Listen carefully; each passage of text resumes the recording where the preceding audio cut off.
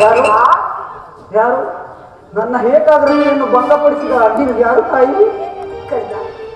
ನೀನು ಪೂಜಿಸುತ್ತಿರುವ ಸರ್ವ ಸಾಕ್ಷಿ ಆ ಸೂರ್ಯದೇವನ ದುರಾಂತ ಪ್ರಭೆಯು ಮೊದಲು ತೋರಿಸಿದ ಶ್ರೀ ನಾನು. ಈ ನಿರ್ಭಾಗ್ಯಳಾದ ನನ್ನನ್ನು ಕುಂತಿ ಎಂದು ಕರೆಯುವರು. ಹಾ ಕುಂತಿ, ನನ್ನ ಹೆತ್ತ ತಾಯಿ. ಅಮ್ಮ, ನಿನಗೆ ನಮಸ್ಕರಿಸುವೇನು.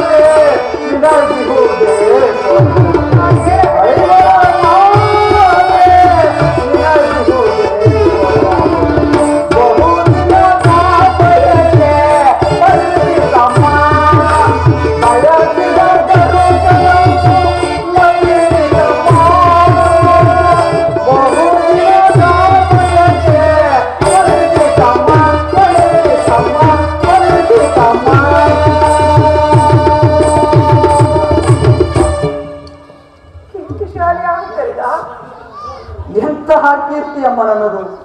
ನಾನು ಹುಟ್ಟಿದ ಕೂಡಲೇ ಗಂಗಾ ನದಿಯಲ್ಲಿ ತೇಲಿ ಬೀಳಲು ನಾನು ಮಾಡಿದ ಅಪರಾಧವಾದರೂ ಏನು ತಾಯಿ? ಈ ಪಾಪಿಯ ದೇಹವನ್ನು ಅಲ್ಲಿದ್ದ ಜಲಚರ ಪ್ರಾಣಿಗಳು ಸಹ ತಿನ್ನದೆ ಬಿಟ್ಟು ಬಿಟ್ಟಿರುವಲ್ಲ ಅಮ್ಮ. ಕಾಡಿನಲ್ಲಿರುವ ಕ್ರೂರ ಮೃಗಗಳು ತಮ್ಮ ತಮ್ಮ ಮರಿಗಳನ್ನು ಎಷ್ಟು ಮಮತೆಯಿಂದ ಸಾಕಿಕೊಳ್ಳುವುದು. ಹೀಗಿರುವಾಗ ಎಲ್ಲರೂ ನನ್ನನ್ನು ಸೂತ ನೀಚ ಹೀನ ಕುಲದವರೆಂದು ಬಂದು ಈ ಆಳಿಸುತ್ತಿರುವಾಗ ನೀನು ಒಂದೇ ಒಂದು ಮಾತಿನಿಂದ ಪರಿಹರಿಸಬೇಕಾಗಿಲ್ಲ. ನೀನು ಏಕಮ್ಮ ಸುಮ್ಮನಾದೆ. ಹೋಗಲಿ ಬಿಡು, ನೀನು ನನ್ನ ಹೆತ್ತ ತಾಯಿ, ದೈವಕ್ಕೆ ಸಮಾನರು. ನಿನ್ನನ್ನು ದೂಷಿಸಿದರೆ ನಾನು ಪರಮ ಪಾಪಿಯಾಗುವುದು. ಈಗಲಾದರೂ ಮಗನೆಂಬ ನೆನಪು ಬಂದಿದ್ದಲ್ಲ, ಕರುಣೆ ತೋರಿದೆಯಲ್ಲ, ಈ ಉಪಕಾರದ ಭಾರವನ್ನು ಹೇಗೆ ತೀರಿಸಲಿ ತಾಯಿ, ಹೇಗೆ ತೀರಿಸಲಿ?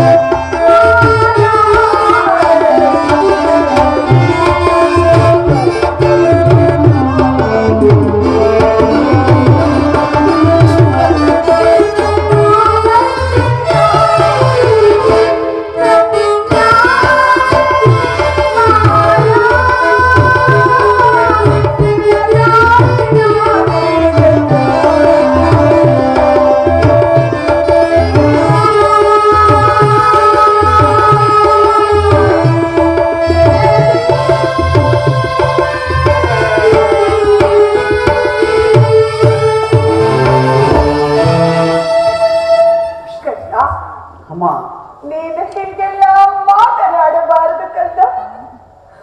ಮೊದಲೇ ನೊಂದು ಬೆಂದು ಹೋಗಿರುವ ಈ ನನ್ನ ಮನಸ್ಸಿಗೆ ನಿನ್ನ ಮಾತುಗಳು ಶೋಲದಂತೆ ನನ್ನ ಹೃದಯವನ್ನೇ ಹಿರಿಯುತ್ತಿರುವುದು.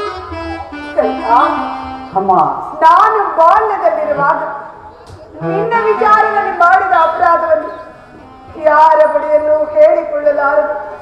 ಅದೆಷ್ಟು ನೊಂದೆನೋ, ಅದೆಷ್ಟು ಬೆಂದೆನೋ ಅದು ಪರಮಾತ್ಮನಿಗೆ ಗೊತ್ತು. ಸತ್ಯವಾಗಿ ನೀನು ಜೀವಿಸಿದ ವಿಚಾರ ಖಂಡಿತವಾಗಿ ನನಗೆ ತಿಳಿಯಬೇಕಂತ. ಎಲ್ಲರೂ ಸೂತ ನೀಚ ಕುಲದವರು ಎಂದು ಹೀಯಾಡುತ್ತಿರುವಾಗ ಅದೆಷ್ಟು ನೊಂದೆಯೋ. ಆದಿಕ ಸಂಕಟ ವೇದನೆಗೆಲ್ಲ ಈ ನಿನ್ನ ತಾಯಿ ಕಾರಣ. ನನ್ನನ್ನು ಕ್ಷಮಿಸಕಂತ, ಕ್ಷಮಿಸು. ಅಮ್ಮ, ಈ ರೀತಿ ಮಾತನಾಡುವುದು ಬಾಲಕನಾದ ನನಗೆ ಶ್ರೇಯಸ್ಕರವಲ್ಲ. ನಾನು ಹಠಭಾಗ್ಯನು, ನನ್ನ ಕರ್ಮಕ್ಕೆ ನೀನೇನು ತಾನೇ ಮಾಡಿಯೇ? ನಿನ್ನ ಪಾದ ಸೇವೆಯನ್ನು ಮಾಡುತ್ತಿರುವರು ಆ ಪಾಂಡವರಲ್ಲವೇ ಶತ್ರುತಶಾಲಿಗಳು. ನನಗೆಲ್ಲಿ ಆ ಭಾಗ್ಯದಲ್ಲಿ ಬರಬೇಕು? ಬಿಡುತ್ತಾಯಿ ನಿನ್ನ ಚಿಂತೆಯನ್ನ. ಹೋಗಲಿ ಬಿಡು ಕೈದ, ಆದದ್ದು ಹಾಗೆ ಹೋಯಿತು. ಅದನ್ನೆಲ್ಲ ಮರೆತು ಬಿಡು.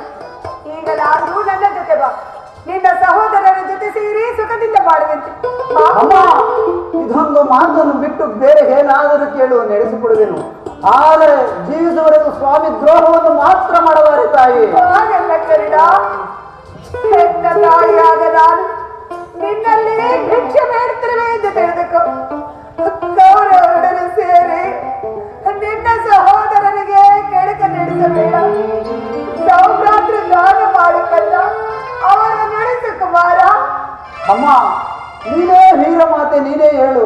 ಪರಮಾತ್ಮನು ನನ್ನನ್ನೇ ನಂಬಿ ಯುದ್ಧವನ್ನು ಹೂಡಿರುವಾಗ, ಆತನ ಕಾರ್ಯಗಳು ನನ್ನಿಂದಲೇ ಸಾರ್ಥಕವಾಗಿರಬೇಕಾಗಿರುವಾಗ ಇಂತಹ ಸಂಬಂಧಗಳನ್ನು ಕಲ್ಪಿಸಿಕೊಂಡು ಆತನನ್ನು ತೊರೆದರೆ ನಾನು ಪರಮಪಾಪಿಯಾಗುವುದಿಲ್ಲವೇ? ಸನ್ನಿವೇಶದಲ್ಲಿ ನೀನೇ ಹಿತಬೋಧನೆಯನ್ನು ಮಾಡುತ್ತಾಯಿ. ನಿಶ್ಚಯ ನೀನಾಡ್ತಿರುವ ಮಾತುಗಳೆಲ್ಲ ಸತ್ಯ. ಆದರೆ ಪಾಂಡವರು ನಿನ್ನ ಬೆಂಡ ಹಿಂಡ ಬಿದ್ದ ಸಹೋದರರಲ್ಲವೇ? ಅಮ್ಮ, ಅವರನ್ನು ರಕ್ಷಿಸಬೇಕಾದುದು ಹಿರಿಯವರಾದ ನಿನ್ನ ಧರ್ಮವಲ್ಲವೇ? ನೀವು 6 ಜನ ಸೇರಿ ಹಸ್ತಿನಾವತಿಯ ರಾಜ್ಯ ಭಾರ ಮಾಡುವುದನ್ನು ಈ ನಿನ್ನ ಹೆತ್ತ ತಾಯಿ ಕಣ್ತುಂಬ ನೋಡಿ ಸಂತೋಷ ಪಡಬಾರದೇ ಕರೆದ? ಅಮ್ಮ, ಆ ಸಹೋದರ ಎಂಬ ಭಾವನೆ ನನಗಿರಲಿಲ್ಲ. ಕುಮಾರ, ಅದರಲ್ಲಿ ನನ್ನದೇನು ತಾಯಿ ತಪ್ಪು? ನೀನೇಕೆ ಚಿಂತಿಸುವೆ? ಭಯವನ್ನು ಬಿಡು. ಮಮಪ್ರಣಾಯಿ ಪಾಂಡವ ಎಂದು ಶ್ರೀಕೃಷ್ಣ ಪರಮಾತ್ಮನು ಹೇಳಿರುವಾಗ ಆ ಪಾಂಡವರ ಪ್ರಾಣಕ್ಕೆ ಭಯವೆಲ್ಲಿಯದು? ನೀನೇಕೆ ಚಿಂತಿಸುವೆ ಅಮ್ಮ? ಹೇಗೆ ಬಿಡಲಿ ಕನ್ನ, ಹೇಗೆ ಬಿಡಲಿ?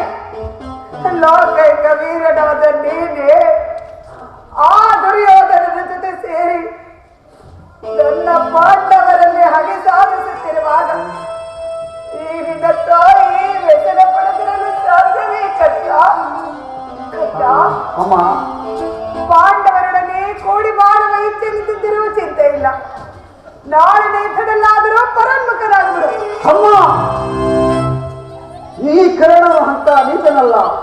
ಪೌರಶ್ವರ ತನಕ ಹೋರಾಡಿ ಆ ನನ್ನ ಸ್ವಾಮಿ ಕೌರವೇಶ್ವರರಿಗಾಗಿ ಮಡಿವೆನು. ಉಳಿದಿದ್ದು ದೈವವಿಚ್ಛೆ. ಆತನಿಗೆ ನನ್ನಲ್ಲಿರುವ ವಿಶ್ವಾಸವನ್ನು ನೀನೇನು ಬಲ್ಲೆ ತಾಯಿ? ಪ್ರಪಂಚವೇ ನನ್ನನ್ನು ದೂಡಿ ಬಿಟ್ಟಿದ್ದಾಗ ಬಹು ಮನ್ನಣೆಯಿಂದ ಸಾಕಿ ಸಲುಹಿ ಅಂಗರಾಜ್ಯಕ್ಕೆ ಪಟ್ಟಾಭಿಷೇಕ ಮಾಡಿದನಲ್ಲವೇ? ತನ್ನ ಪ್ರಾಣದಂತೆ ಹೃದಯ ಸಕನಂತೆ ನನ್ನನ್ನೇ ನಂಬಿ ಯುದ್ಧವನ್ನು ಹೂಡಿರುವಾಗ ಆ ಕೌರವೇಶ್ವರರ ಕಾರ್ಯಗಳು ನನ್ನಿಂದಲೇ ಸಾರ್ಥಕವಾಗಿರುವಾಗ ಇಂತಹ ಸಂಬಂಧಗಳನ್ನು ಕಲ್ಪಿಸಿಕೊಂಡು ಆತನನ್ನು ತೊರೆದರೆ ಪರಮ ಪಾಪಿಯಾಗುವುದಿಲ್ಲವೇ? ಸರ್ವದ ಆಗಲಾರದು ತಾಯಿ. ಹೋಗಲಿ ಕಂದ, ನಾಡಿನ ಯುದ್ಧ ಭೂಮಿಯಲ್ಲಿ ನನ್ನ ಪಾಂಡವರೇನಾದ್ರೂ ನಿನ್ನ ಕೈಗೆ ಸಿಕ್ಕರೆ ಅವರನ್ನು ಕೊಲ್ಲಬೇಡ. ನನ್ನ ಪಾಂಡವರನ್ನು ನನಗೆ ಉಳಿಸಿಕೊಡಬೇಡ. ಆಗಬಹುದು ತಾಯಿ. ಧರ್ಮವೇ ತನ್ನ ಉಸಿರೆಂದು ನಂಬಿರುವ ಧರ್ಮರಾಯನು ನನ್ನ ಕಣ್ಣೆದುರಿಗೆ ಬಂದರೂ ಸಹ ಕಣ್ಣೆತ್ತಿ ನೋಡುವುದಿಲ್ಲ. 1000 ಆನೆಗಳ ಬಲವುಳ್ಳ ರುದ್ರಾಂಶ ಸಂಭೂತನಾದ ಭೀಮಸೇನನು ತನ್ನ ಗದೆಯಿಂದ ತನ್ನ ತಲೆಯನ್ನು ಮುಚ್ಚು 300 ಮಾಡಿದರೂ ಅವನ ಮೇಲೆ ಕೈ ಮಾಡುವುದಿಲ್ಲ. ತೇಜೋಮಯ ಮೂರ್ತಿಗಳಾದ ನಕುಲ ಸಹದೇವರಿಗೆ ಎಂದಿಗೂ ಕೇಡನ್ನು ಬಯಸುವುದಿಲ್ಲ. ಆದರೆ ಪಾರ್ಥ, ಪಾಲ್ಗುಣ ಎಂಬ ದಶನಾಮಗಳನ್ನು ಹೊತ್ತು ಅಹಂಕಾರದಲ್ಲಿ ನಡೆಯುತ್ತಿರುವ ಆ ಪಾರ್ಥನನ್ನು ಮಾತ್ರ ಉಳಿಸಲಾರೆ ತಾಯಿ. ಅರ್ಜುನನ ಮೇಲೆ ನಿನಗೆ ಇಷ್ಟೊಂದು ಕೋಪ, ಆವೇಶ?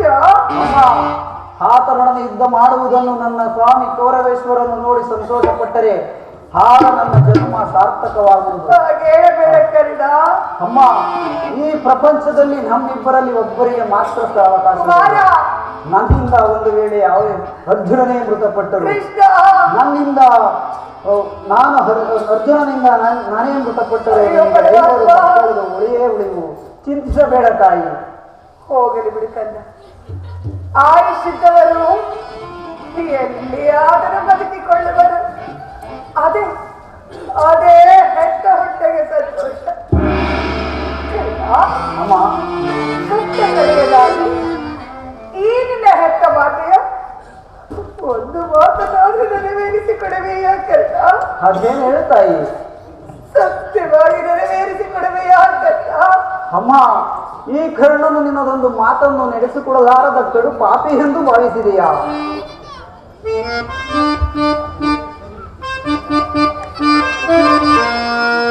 ಅಮ್ಮ, ಮಗ ಜನನಿ ಮಗನಿವನು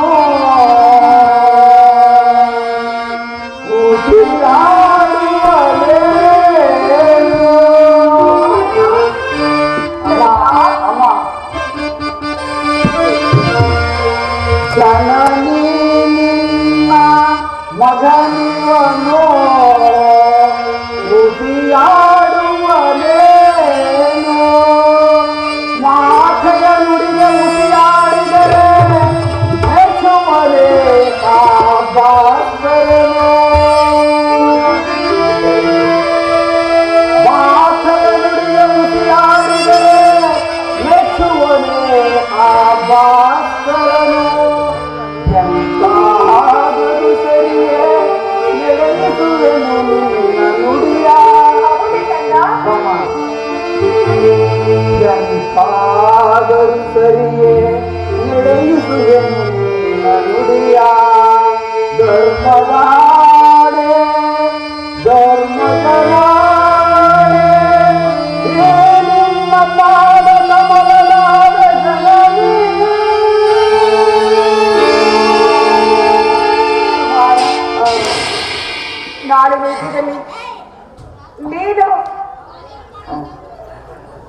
ನಾನು ದೊಡ್ಡ ಬಾಣ ಮಾತೊಡದಿರಲಿ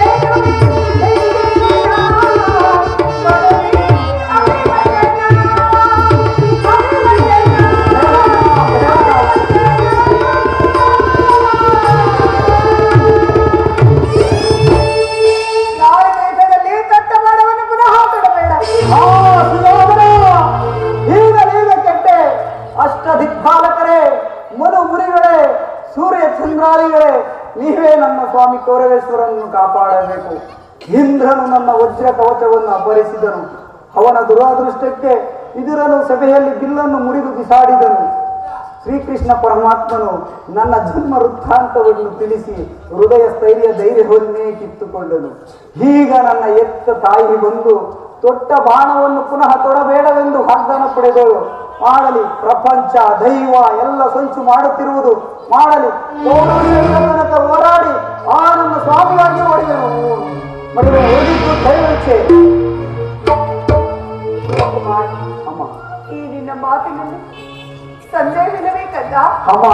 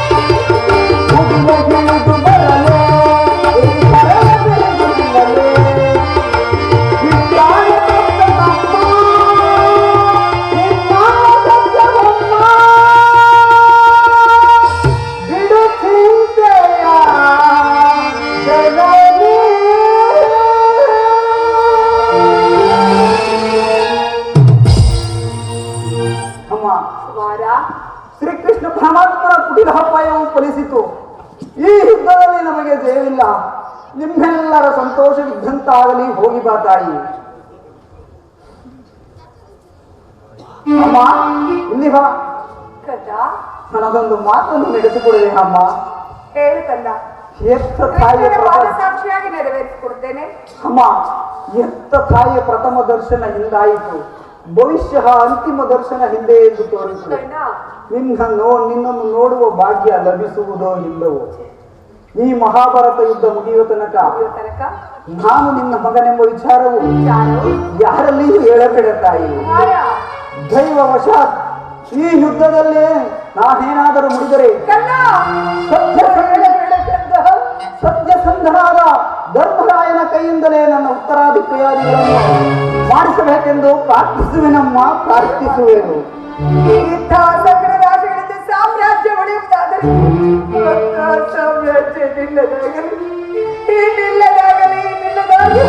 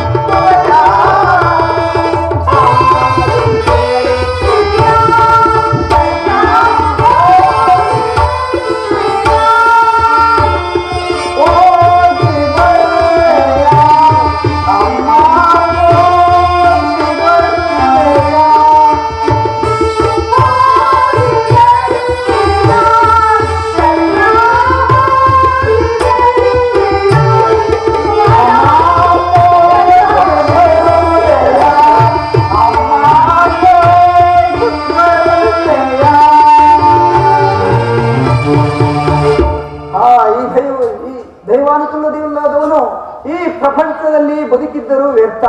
ಹೇ ವಿಧಿ, ನಿನ್ನ ಲೀಲೆ ಅಖಂಡಿತವಾದದ್ದು.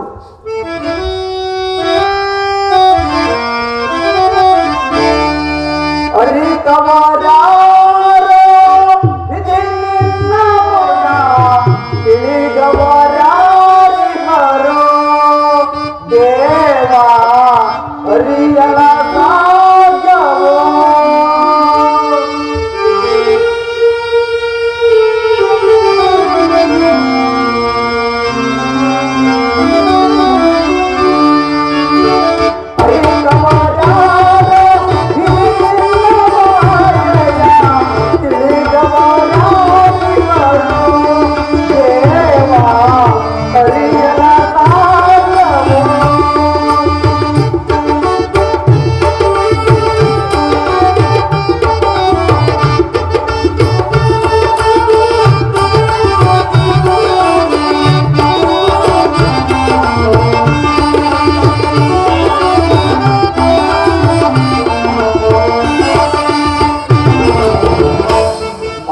ಮಾನವರಾಗಿ ಜನಿಸಿರುವವರು ಯಾರ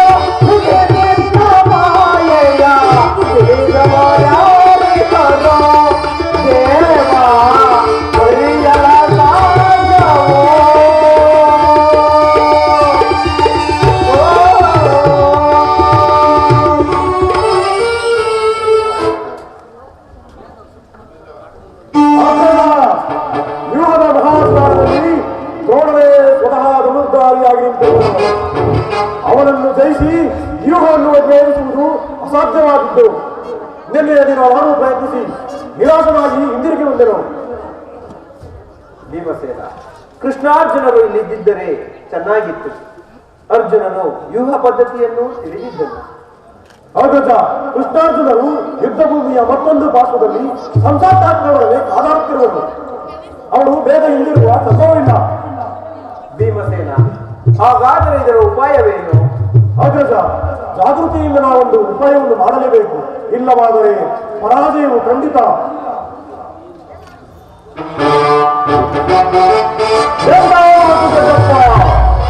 ನಿನ್ನ ಕೈಯಲ್ಲಿ ಗದೆ ಇರುವಾಗ, ನನ್ನ ಕೈಯಲ್ಲಿ ಗಡ್ಡವಿರುವಾಗ, ನನ್ನ ಪೂಜ್ಯ ತಂದೆಯ ಕಪಿಧ್ವಜವು ಯುದ್ಧ ಭೂಮಿಯಲ್ಲಿ ಹಾರಾಡುತ್ತಿರುವಾಗ ಪಾಂಡವರಿಗೆ ಅಪಜಯವೇ?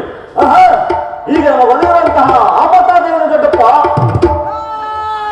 ಕುಮಾರ, ಅಭಿಮಾನಿಯು ದ್ರೋಣರ ಚಕ್ರವ್ಯೂಹವನ್ನು ಭೇದಿಸುವುದು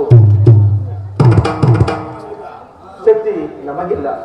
ಮಗು, ಚಕ್ರವ್ಯೂಹದಿಂದ ರಕ್ಷಿತರಾದ ಕೌರವ ಸೈನ್ಯದ ಬಾಣ ಪರಂಪರೆಯು ನಮ್ಮ ಸೈನ್ಯವನ್ನು ಹತಗೊಳಿಸುತ್ತಿರುವುದು. ಇದಕ್ಕೋಸ್ಕರ ಇಷ್ಟೊಂದು ಚಿಂತೆ. ನಾನು ಆ ವ್ಯೂಹವನ್ನು ಭೇದಿಸುವೆನು. ಅದಕ್ಕೆ ಅನುಮತಿಯನ್ನು ಕೇಳುವುದಕ್ಕಾಗಿ ಎಲ್ಲಿಗೆ ಬಂದದ್ದು ನಾನು.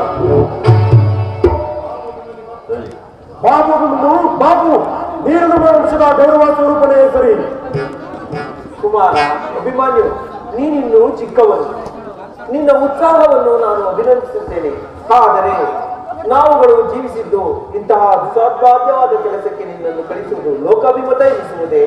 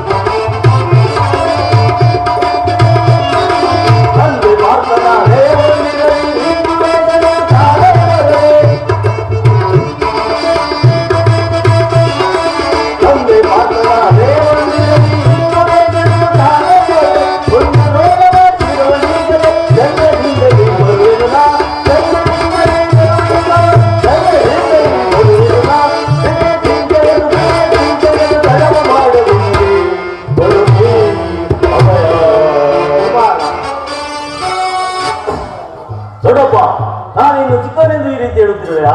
ನಿನ್ನ ಕಣ್ಮುಂದಿರುವ ಪಾರ್ಥನ ದೇಹವು ಚಿಕ್ಕದಾಗಿರಬಹುದು, ಆದರೆ ಅದರೊಳಗಿನ ಜೀವಜ್ಯೋತಿಯು ಚಿಕ್ಕದಲ್ಲ. ಶಾಸ್ತ್ರದೇಹದ ಚಿರಪ್ರಕಾಶದಿಂದ ಅದು ದ್ವಾದಲ್ಯಮಾನವಾಗಿ ಬೆಳಗುತ್ತಿದೆ. ಸಾಹಸದ ಪ್ರಭಾವ ಫಲಕಗಳಿಂದ ಪ್ರತಿಬಿಂಬಿತವಾಗಿ ವಿಜೃಂಭಿಸುತ್ತಿರುವುದು. ಅದು ತನ್ನ ಮಹಾನ್ ಪ್ರಕಾಶದಿಂದ ಕುರುಕ್ಷೇತ್ರವನ್ನು ಬೆಳಗಲು ಅವಕಾಶವನ್ನು ಮಾಡಿಕೊಡಿ.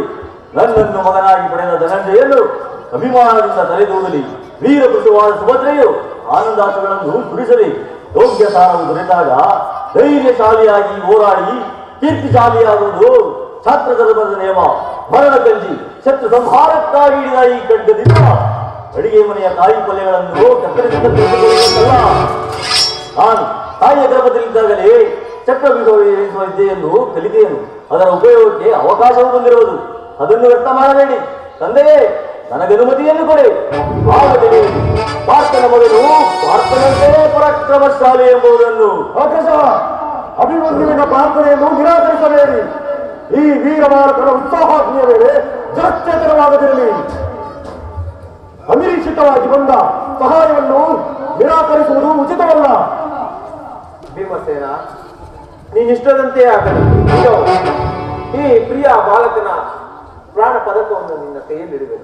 ಯುದ್ಧ ರಂಗದಲ್ಲಿ ನೀನು ಇವನನ್ನು ಒಂದು ಕ್ಷಣವೂ ಬಿಟ್ಟಿರಲಾಗದು. ಧನಂಜಯನ ಪ್ರಾಣ ಪದಕವು ಅಚ್ಚುಳಿಯದೆ ಪುನಃ ಬಂದು ಇವನನ್ನು ಸೇರಲಿ. ಅಭಿಮನ್ಯು, ಹೋಗು, ಜಯಶಾಲಿಯಾಗಿ ಬಾ. ವ್ಯೂಹವು ನಿನ್ನ ಪಾಲಿಗೆ ವ್ಯೂಹವಾಗಲಿ. ನಿಮ್ಮೆಲ್ಲರ ಆಶೀರ್ವಾದವು ವಜ್ರ ಕವಚದಂತೆ ನಮ್ಮನ್ನು ರಕ್ಷಿಸಿರುವಾಗ ಭಯವೆಲ್ಲುವುದು.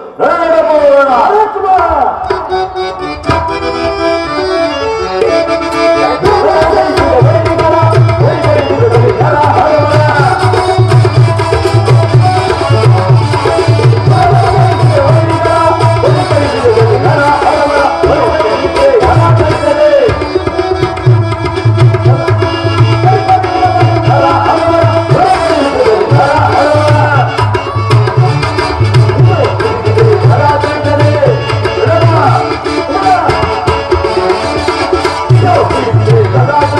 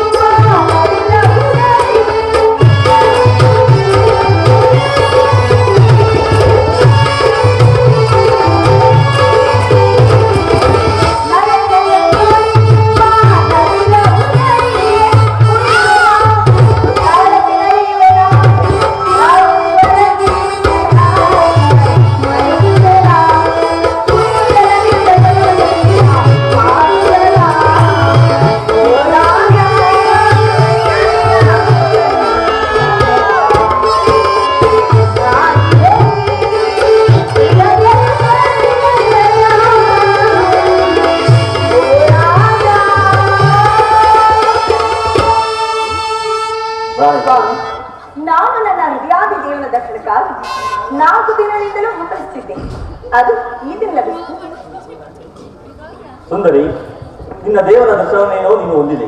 ಆದರೆ ಅದನ್ನ ಸಂವಿಧಾನದಲ್ಲಿ ಅರ್ಪಿಸಲು ಏನನ್ನೂ ಸಿದ್ಧಪಡಿಸುವೆ ಹೇಳು. ನನ್ನ ಸರ್ವಸ್ವವನ್ನು ಕೊಟ್ಟಿರುವನು, ಇನ್ನು ನನ್ನದಾಗಿ ಏನು ಉಳಿದಿದೆ? ಅದು ನಿನ್ನ ಹೃದಯದ ಪ್ರೇಮ ಉತ್ತರ. ಆಹಾ, ಅದು ಮೊದಲಿನಿಂದಲೂ ತಮ್ಮದೇ ಆಗಿದೆ. ಪುನಃ ಕೊಡುವ ಅಗತ್ಯವಿಲ್ಲವಲ್ಲ. ಎಂತ ಚಾತುರ್ಯವಾದ ನದಿ.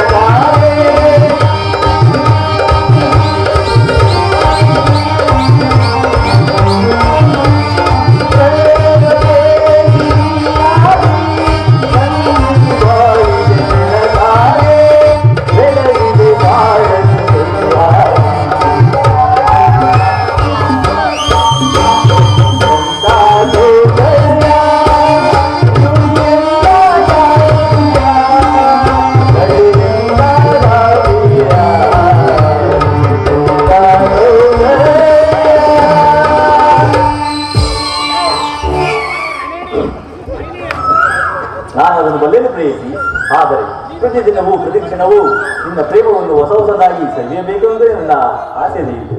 ಅಲ್ಲಿ ನೋಡಿ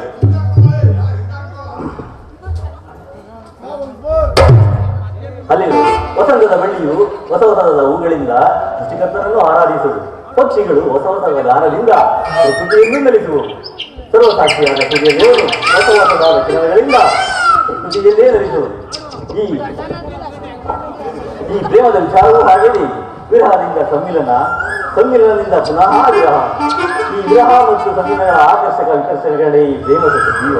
ಹೃದಯೇಶ್ವರಿ, ನಿನ್ನೆ ದಿನ ನಾವು ತೀವ್ರ ಶೋಕದಿಂದ ಬದ್ಧರಾಗಿದ್ದೆವು. ಈ ದಿನ ಪುನಃ ಸಮ್ಮಿಲಿತರಾಗಿದ್ದೆವು. ಈ ಆನಂದದ ಸುಪ್ರಭಾತದಲ್ಲಿ ನಿನ್ನ ಪ್ರೇಮ ಪೂಜೆಯನ್ನು ಪುನಃ ಪಡೆಯಬೇಕೆಂಬುದೇ ನನ್ನ ಅಭಿಲಾಷೆ.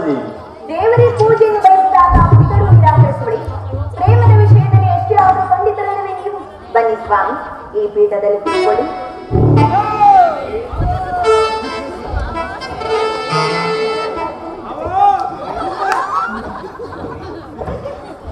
ಸುಂದರಿ, ದೇವರು ಪ್ರಸನ್ನನಾಗಿ ನಿನಗೆ ನನ್ನ ಪಾಠದಲ್ಲಿ ಸ್ಥಾನವನ್ನು ಕೊಟ್ಟರು. ಬಾ, ಕುಳಿತುಕೋ.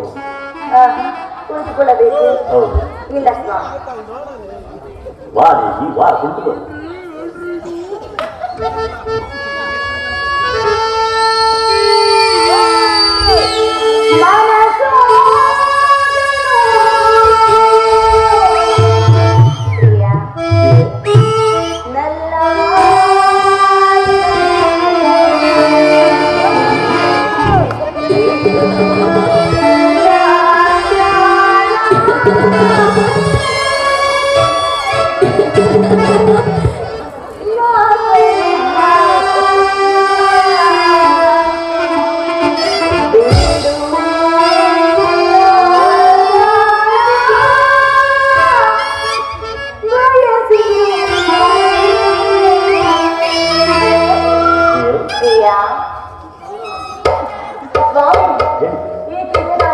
ಏನು?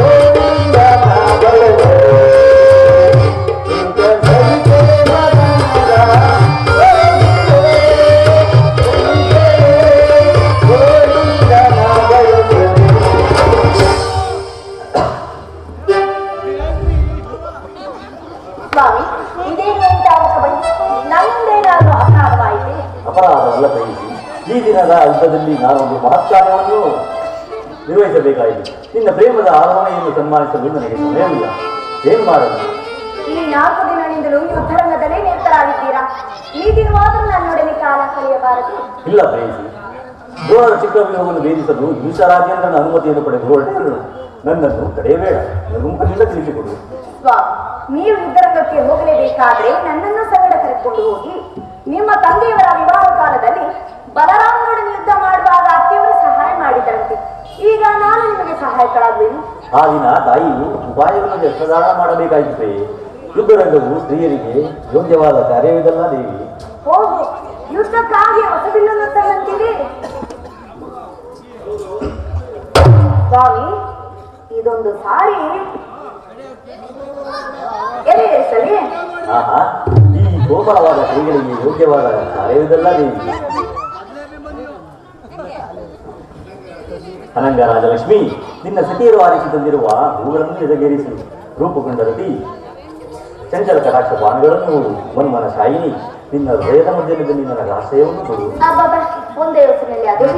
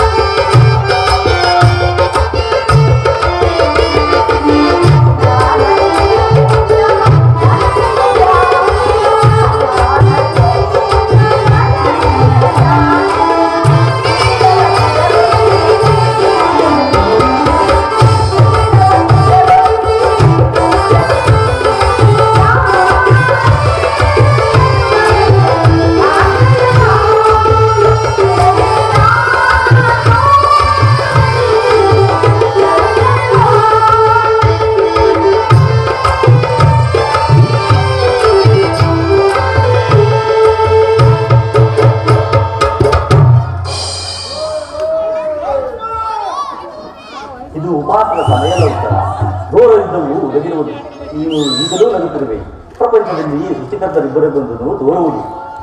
ಯುದ್ಧವನ್ನು ನಿರ್ಮಿಸಿದ ಹೃದಯಹೀನ ಈಗಾತನೇ ಬೇರೆ, ಹಾಸ್ಯಪ್ರಿಯ ಗಾನಪ್ರಿಯೆಯಾದ ಉತ್ತರೆಯನ್ನು ನಿರ್ಮಿಸಿದ ಕಲಾವಿದನಾದ ಈಜಿದ್ದಾತನೇ ಬೇರೆ.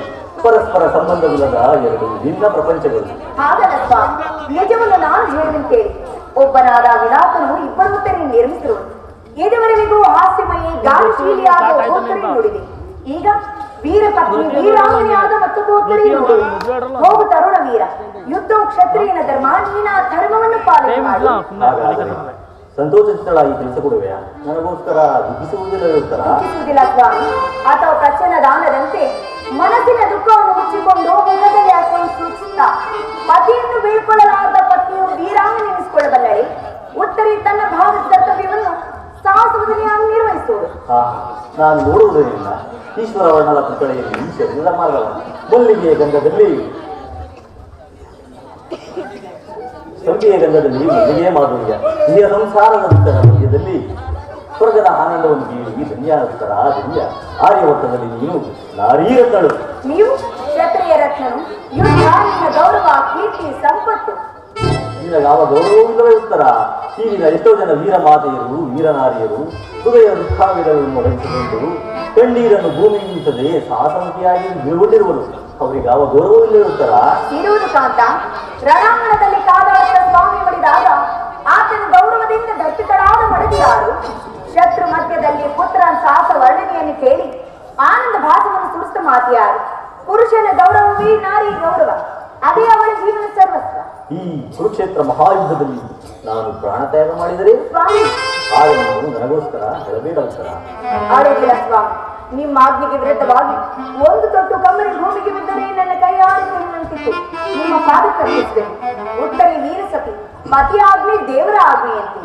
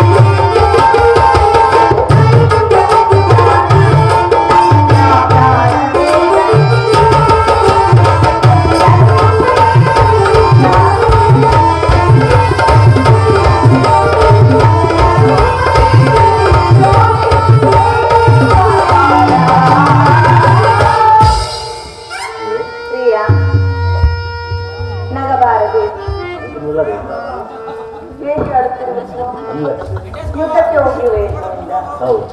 ಹೌದೇ?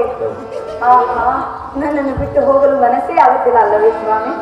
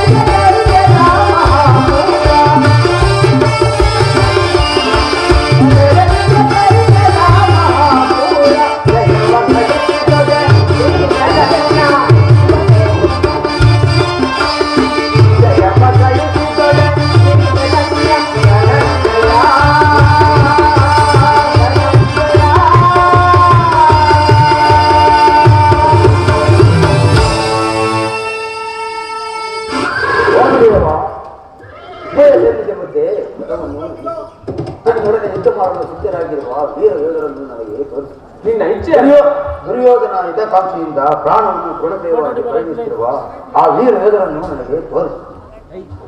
ನಿನ್ನ ಇಚ್ಛೆ ಅರ್ಜುನ.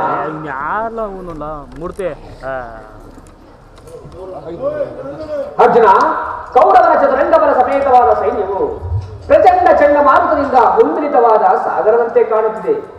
ಇತ್ತ ನೋಡು ಪಾರ್ಥ, ಕೌರವೇಶ್ವರನು ತನಗೆ ಪ್ರಿಯನಾದ ಕರ್ಣ ದುಶ್ಯಾಸನರೊಡಗೂಡಿ ಅಶ್ವಾರೂಢನಾಗಿ ಸೇನಾ ರಚನೆಯನ್ನು ಪರಿಶೀಲಿಸುತ್ತಿರುವನು.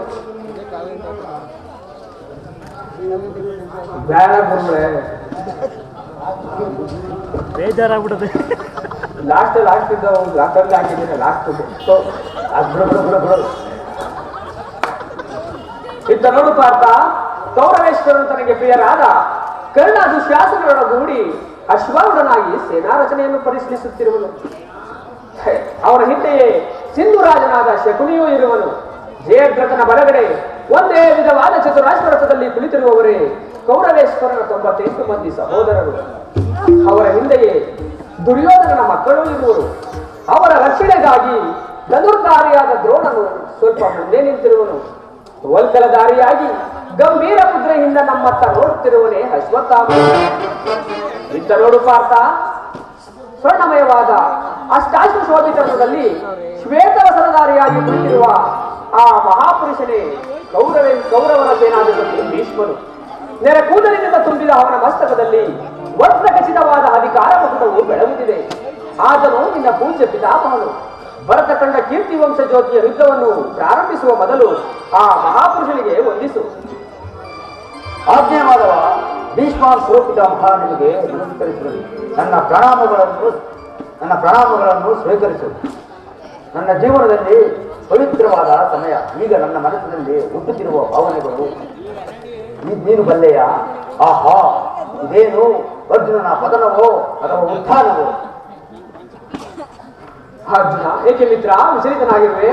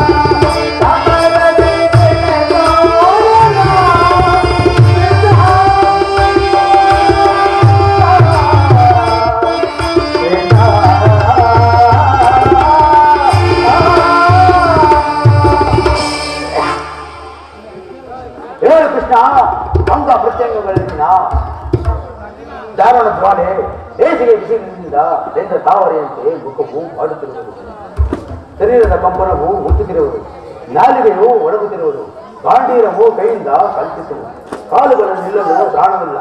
ನಾವು ನೋಡುತ್ತಿರುವುದು ಗುರು ಬಾಂಧವರು, ಜ್ಞಾತಿಗಳು ಇವರಲ್ಲಿಷ್ಟು ಧಮನಿಗಳಲ್ಲಿ ಭರತವಂಶದ ಪವಿತ್ರವಾದ ರಕ್ತ ಹೊರಿತಿರುವುದು ನೀನು ಬಲ್ಲೆಯ. ರಾಜ್ಯದ ಮೇಲಿನ ಆಸೆಯಿಂದ ರಾಜಭೋಗಕ್ಕೊಳಗಾಗಿರುವ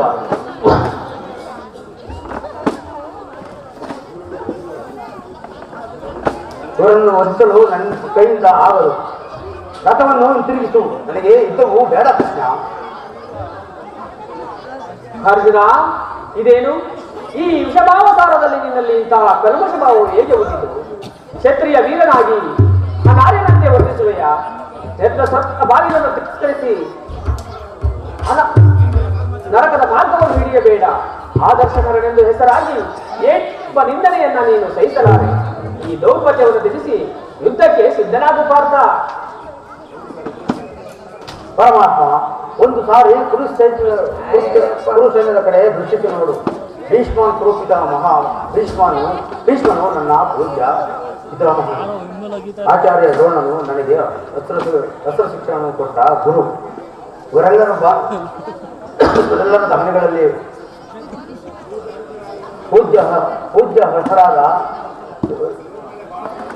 ಪೂಜ್ಯಹರಾದ ಇವರ ಮೇಲೆ ಬಾಣ ತೊಡುವುದು ಬೇಡ ಕೃಷ್ಣ.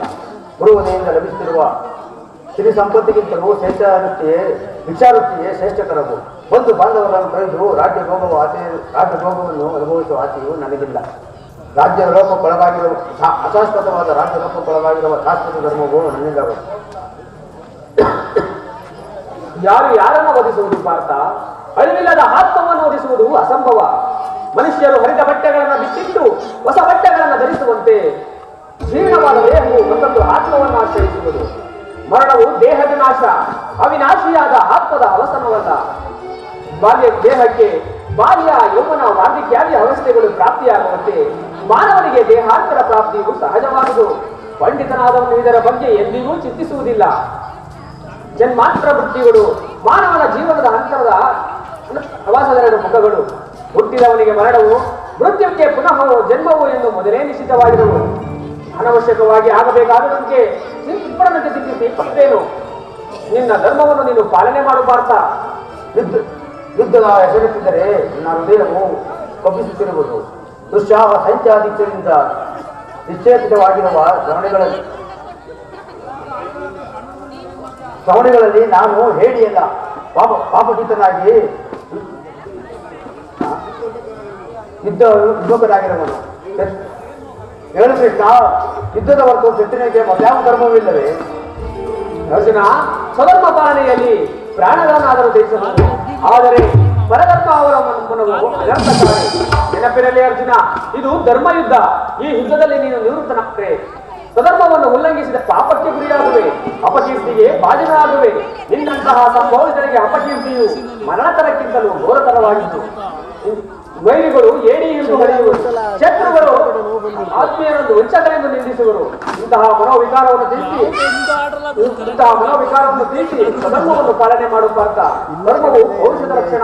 ಅಕರ್ಮಣ್ಯನಾದ ಮಾನವನು ಸರ್ವನಿಂದನೆಗೂ ಪಾತ್ರನು, ಸರ್ವರಿಂದ ವಂಚಿತನು. ಅಜ್ಞಾನದಿಂದ ಮೂಢ ಪ್ರಶ್ನಾಗಬೇಡ ಪಾರ್ಥ.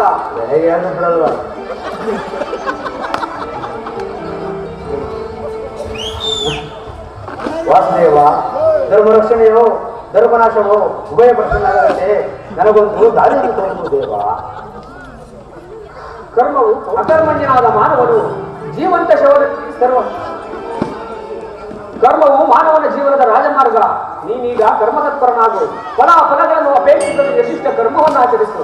ಏಕೆಂದರೆ ಮಾನವನು ಕರ್ಮಕ್ಕೆ ಮಾತ್ರ ಅಧಿಕಾರಿ, ಫಲವು ಅವನ ಅಧೀನವಲ್ಲ. ಅನಾಸಕ್ತ ಚಿತ್ತನಾಗಿ ಸಿದ್ಧಿ ಅಸಿದ್ಧಿಗಳನ್ನು ಸಮಾನ ಭಾವದಿಂದ ಕಾರ್ಯಾಚರಣೆ ಮಾಡುವುದೇ ಮಾನವನ ಕರ್ತವ್ಯ. ಅಸ್ತ್ರಗಳನ್ನು ಧರಿಸು, ಸಿದ್ಧಿ ಯೋಗಿ ಎನಿಸು. ಇಹದಲ್ಲಿ ಕೀರ್ತಿ, ಪರದಲ್ಲಿ ಸ್ವರ್ಗವನ್ನು ಪಡೆಯುವ ಪಾರ್ಥ. ದಿವ್ಯವಾಣಿಯಿಂದ ನನ್ನ ಹೃದಯವು ಎಚ್ಚರಗೊಳಿಸುತ್ತಿರುವ ನೀನು ಯಾರು? ಕರ್ಮಯೋಗಿ. ಇಹಲೋಕದಲ್ಲಿ ನಿರ್ದಿಷ್ಟ ಧರ್ಮ ಏನಿರುವ ಅರ್ಜುನ, ಇಹಲೋಕದಲ್ಲಿ ನಾನು ನೀನು ಅನೇಕ ಸಾರಿ ಜನ್ಮಗ್ರಹಣ ಮಾಡಿದೆವು. ಅವುಗಳ ನೆನಪು ನನಗಿದೆ. ಅವನು ಜನ್ಮಜಾರಹಿತನು, ಅವ್ಯಾಯಾತ್ಮನು, ಪ್ರಚಂಡ ಪಂಚಭೂತಗಳ ಒಡೆಯನು. ಯಾವಾಗ ಧರ್ಮದ ಪತನವೋ ಅಧರ್ಮದ ಉದ್ಧಾರವೋ ಆಗುವುದೋ ಆಗ ನಾನು ಭೂಮಿಯಲ್ಲಿ ಜನ್ಮಗ್ರಹಣ ಮಾಡುವೆನು. ಸಜ್ಜನರ ಪಾಲನೆ, ದುಷ್ಟರ ನಾಶ, ಧರ್ಮ ಸ್ಥಾಪನೆ ಇವು ನನ್ನ ಅವತಾರದ ಉದ್ದೇಶಗಳು. ಪಾರ್ಥ, ಪರಮಾತ್ಮ, ನಿನ್ನ ಅವತಾರದ ಗುರುತುಗಳೇನು? ಹೇಗೆ ವರ್ಣಿಸಲು? ಉತ್ತರವನ್ನು ತಿಳಿದು ಮಹಾಮಹಿಮ.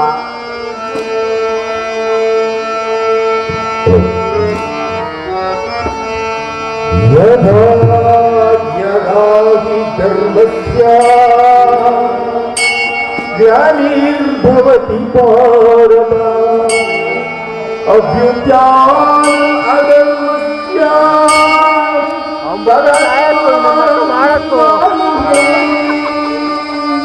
ಪರಿತ್ರಾಣಾಯ ಸಾಧೂನಾಂ ವಿನಾಶಾಯ ಚ ದುಷ್ಕೃತಾಂ ಧರ್ಮ ಸಂಸ್ಥಾಪನಾರ್ಥಾಯ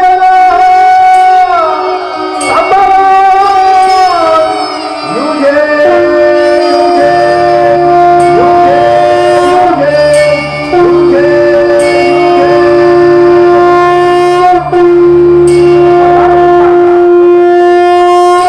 ನನ್ನ ಸೌಮ್ಯಮೂರ್ತಿಯ ದರ್ಶನ ಮಾಡು. ಕರಾಳ ಕಾಲ ಸ್ವರೂಪನು ನಾನು. ಪಾರ್ಥ, ನಾನು ಮಾನವ ದರತ್ರ ಎನಿಸಿ ಸರ್ವ ಪ್ರಪಂಚವನ್ನು ವ್ಯಾಪಿಸಿರುವೆನು.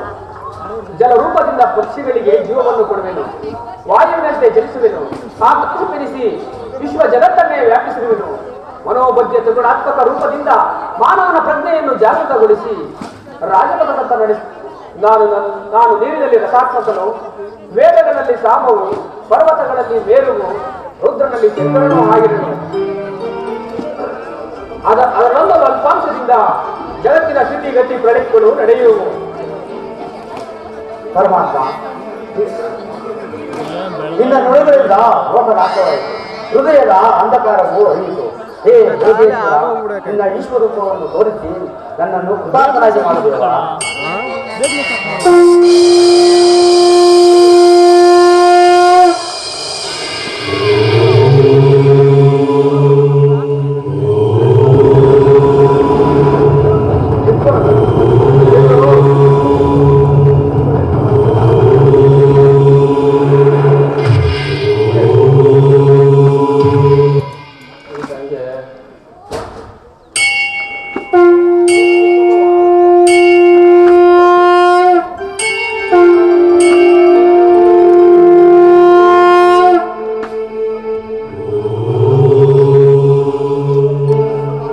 ತದಾಸ್ತು ಪಾರ್ಥ, ನನ್ನ ಸಂಹಾರ ಮೂರ್ತಿಯ ದರ್ಶನ ಮಾಡು.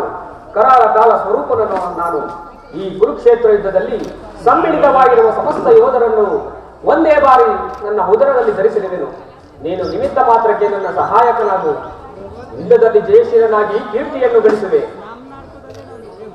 ಆಹಾ, ಇದೇನು ಭಯಂಕರವಾಗಬಹುದು. ಮಾನವ ಚಕ್ಷುಗಳಿಂದ ನೋಡಲಾರದು. ವಾಕ್ಸ್ಫೂರ್ತಿಯಿಂದ ಕರುಣಾಮಯನೇ, ಭಕ್ತ ಪರಾಧೀನನೇ, ನಿನ್ನ ಅನಂತ ತರಂಗಗಳನ್ನು ಬೆಳೆಸುವ ಸುಧಾ ಮಧುರವಾದ ಸುಹಾಸನ ಕನಬೇಕು. ನಿನ್ನ ಗೋಪಿಕ ವಲ್ಲಭ ನರನ ಚಿತ್ರರಂಜಕ, ನಿನ್ನ ಗಂಭೀರ ಗುಣಬೇಕು. ಭಯವನ್ನು ಬಿಡು ಪ್ರಾಣಸಕ. ಗದಾಚಕ್ರ ಶೋಭಿತನಾದ ನನ್ನ ಸೌಮ್ಯಮೂರ್ತಿಯ ದರ್ಶನ ಮಾಡು. ಸಾಗರದ ಮಧ್ಯದಲ್ಲಿ, ಪ್ರಶಾಂತವಾದ ಜಲರಾಶಿಯ ಮಧ್ಯದಲ್ಲಿ ನಡೆಯುವ ನಾವೆಯಂತೆ ನಿನ್ನ ಹೃದಯವು ಶಾಂತವಾಗಿರಲಿ. ಈ ಕುರುಕ್ಷೇತ್ರದಲ್ಲಿ ನಿನ್ನ ಯುದ್ಧವೆಂಬ ನೌಕೆಯು ಎಲ್ಲಿಯೂ ಗತಭ್ರಷ್ಟವಾಗದಂತೆ ನೋಡಿಕೊಂಡು ಕರ್ಣಾಧಾರನಾಗಿ ನಿಂತಿರುವೆನು ಪಾರ್ಥ. ಧನ್ಯನಾದನು ಪರಮಾತ್ಮ.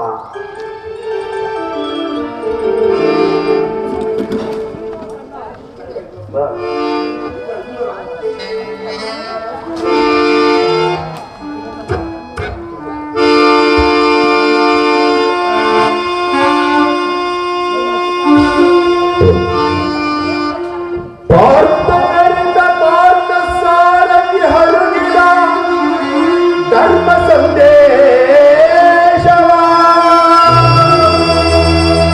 ಕವಿನ ಮಮಕಾರವ ತೊಲಗಿ ಪಿಡಿದ ಗಾಳಿ